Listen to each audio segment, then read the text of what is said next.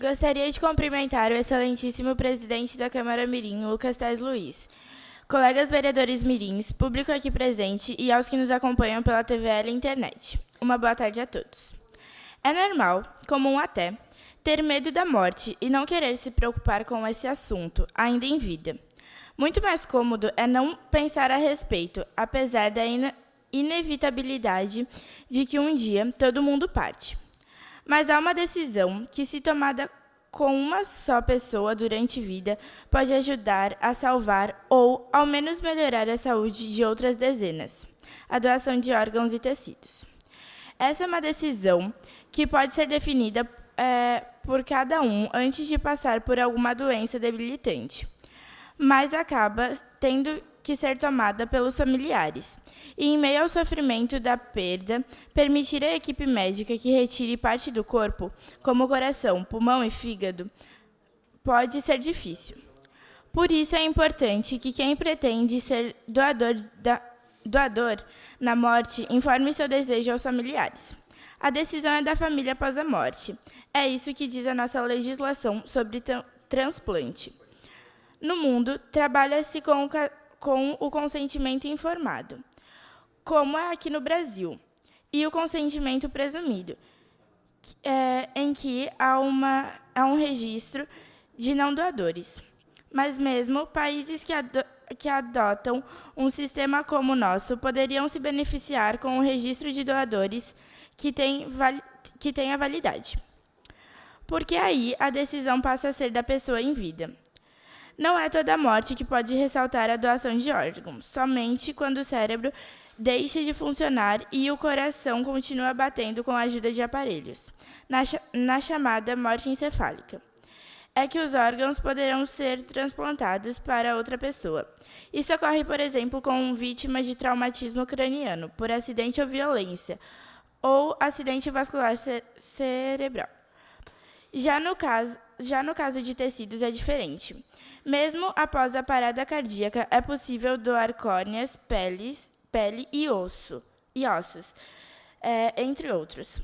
Coordenador da Central de Transplante do Rio Grande do Sul, Cristiano Franck, explica que, além de salvar vidas, prolongando em muito a expectativa de vida, a doação pode melhorar a qualidade de vida de quem precisa de um transplante, permitindo que esses pacientes possam retomar atividades normais. O que é a doação de órgãos? É o ato de permitir que uma ou mais partes do corpo, órgãos ou tecidos, em condições de serem aproveitados para transplantes, sejam retiradas de um paciente após sua morte, para que possam ajudar outras pessoas. No caso dos órgãos, o transplante precisa ser feito hora antes após o falecimento, para que seu funcionamento no receptor não seja inviabilizado. Em alguns casos, a doação também pode ser feita em vida. Como ser doador? O ideal é manifestar a vontade de doar e informá-la à família. Não adianta deixar o desejo expresso por escrito nem um registro, mesmo gravado em vídeo ou declarado em uma rede social, por exemplo. A decisão final é dos familiares. São eles que definirão se e quais órgãos e tecidos serão doados. Por isso é fundamental que os doadores deixem seu desejo claro para os parentes. Quando a doação é possível. Não é qualquer tipo de morte que viabiliza a doação. Para que os órgãos possam ser transplantados, é preciso que sejam retirados enquanto o coração ainda bate artificialmente, o que só é possível em casos de morte encefálica, quando todas as funções do cérebro param de maneira completa e irreversível. Essa é a definição legal da morte.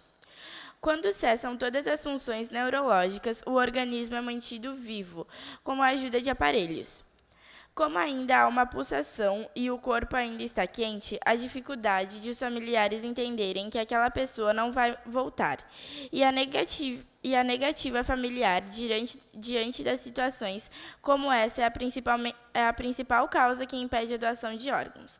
É por isso que, apesar do grande número geral de mortes, a quantidade de possíveis doadores, especialmente de órgãos, é baixa. Obrigada.